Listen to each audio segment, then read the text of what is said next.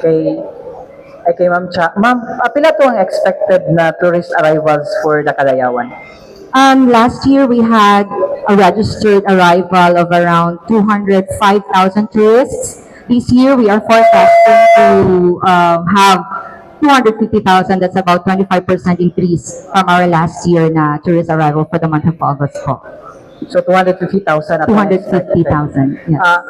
Apila ba na ma'am katong mga magkuan din magstay and then katong mga excursionist lang nga igo lang mo anhi tapos muhawa? Hindi kasali yung excursionists because excursionists cannot be counted as an overnight guests, no? Ang counting kasi namin for tourist arrivals are those who will really avail of accommodations from all our types, no? Accommodation types available, like hotels, Airbnb, mga inn. So, yun yung count namin, meaning the guests will really have to stay overnight. The excursionists, if you will anticipate no, sa kanilang number, it is of course higher than 250, yung pupunta lang for the event and then uuwi at the end of the day. It's So, greater in number, more than that number. More than that, is it safe to say ma'am na around 500,000 ang mag-participate, makiduyog diri sa tuang celebration? Probably or even more kasi Davao City is so vast tapos maraming mga activities na kasabayan mismo, no? Our Great Kadayawan weekend is 14, 15, and 16 and 14 happens to be a holiday pa. So it's a long weekend as well and then the 16th is the last day of the Kadayawan where we will also have the Indak-Indak. So definitely it is even more that number. So ang highlight na to ma'am nga expected na tong mudaghan unsa nga mga activities? Unsa nga mga activities nga gina-expect na to nga daghan og mga spectators? Magsugod ang ato ang daghan kay nga spectators tanigid mismo sa ato ang pamulak og Indak-Indak. But since na long weekend siya, we are expecting a lot of tourists already. 14 pa lang. And they will stay over until the 15th and the 16th. Ang 15th kasi meron tayong konsyerto Kadayawan and we have a whole day Tula Kadayawan event at the People's Park.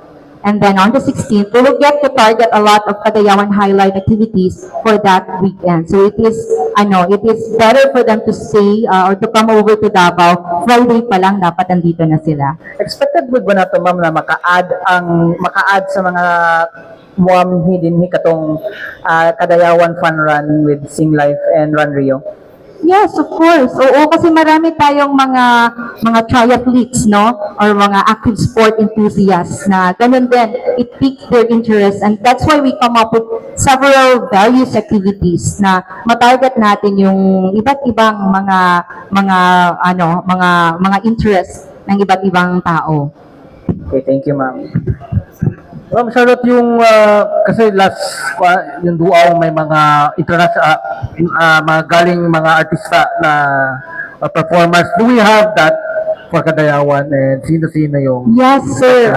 But I am not at liberty as of yet to discuss kung sino talaga kasi minsan yung mga artists and celebrities invited natin, mga last minute na pa yan, na mga details or confirmation bago namin matanggap. But indeed, we are eyeing already, no, celebrities from Viva, marami, and then there are others pa who will be joining the concert and probably will also be joining the parade.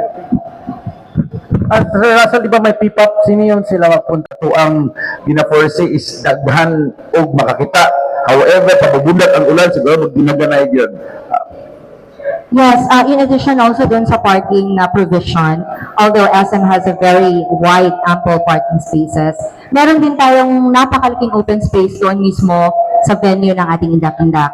Yung across if you're facing the sea, yung right natin ng venue for the Indak-Indak, yung left side is open for parking, intended really for the Indak-Indak spectators and other visiting tourists na who intended to go also to the other activities na ongoing din sa ating coastal area.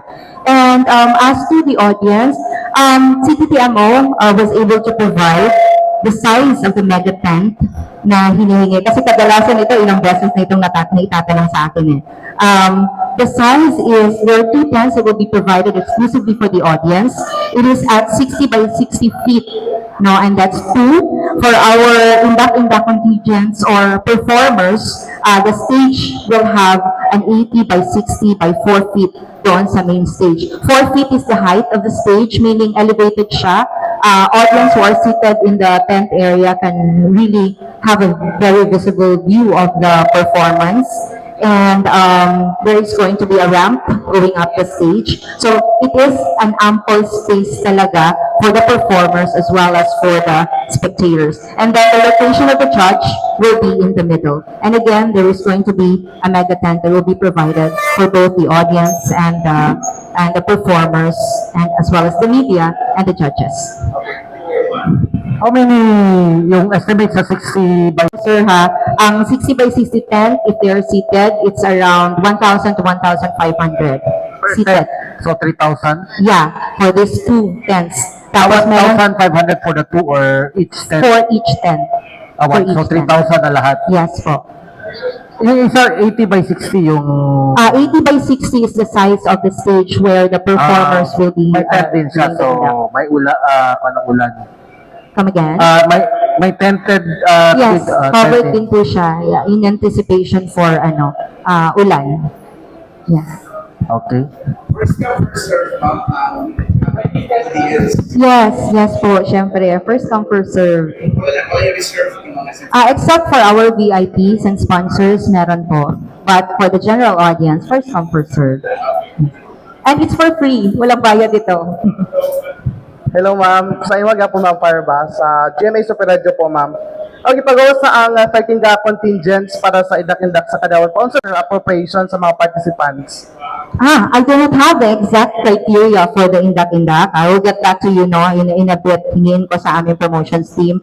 But then, from the costume to the content or the story of their performance, that's the content that we are looking for.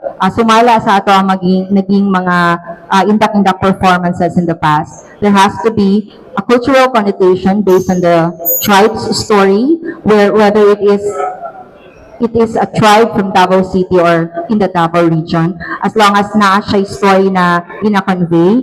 And of course, yung kanyang costume, it has to be aligned with the tribe that they represent as well. Kung wala ko nagkamay, niubos ba ito ang participants karon ug nabay ni back out?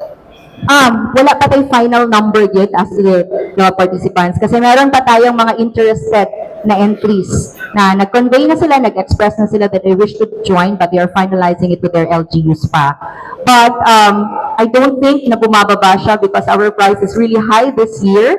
No, we have increased 500 million from the previous year's price. So the grand prize for the open category of the Indak this year is 1,500,000. Last na lang po ma'am, unsa tong reminder sa public ma'am, especially sa mga ginabawa sa mga event venues. Okay, maminaw mo ha sa kanunay kana ganing ginabutang nato nga video prior to the actual event, di ba? Yung culture of security natin. Kanunay man nato nang ginabatbat ginapahimangno sa tanan nato mga kaigsunan the venue because the security matter. We do not just lie, we do not just give it to the security forces, but of course tayo mismo na mga Dabawenyos manag-igmat no sa pag-secure sa atong syudad. Syempre yung mga pinagbabawal ng PSS, so the usual, yung mga magsuot ng jacket, maggamit ng backpack, mag-bring ng mga colored water bottles. Of course, merong mga deadly weapons na nandun sa kanilang mga bags. Be mindful of those kasi ang entry natin sa mga event areas what do you call this in Bisaya, mas magbilatar if ever you have those in your bags or you have backpacks or you have colored water bottle. So be sensitive of the reminders also that are posted and the reminders that we keep playing sa lahat ng aming mga event promotions.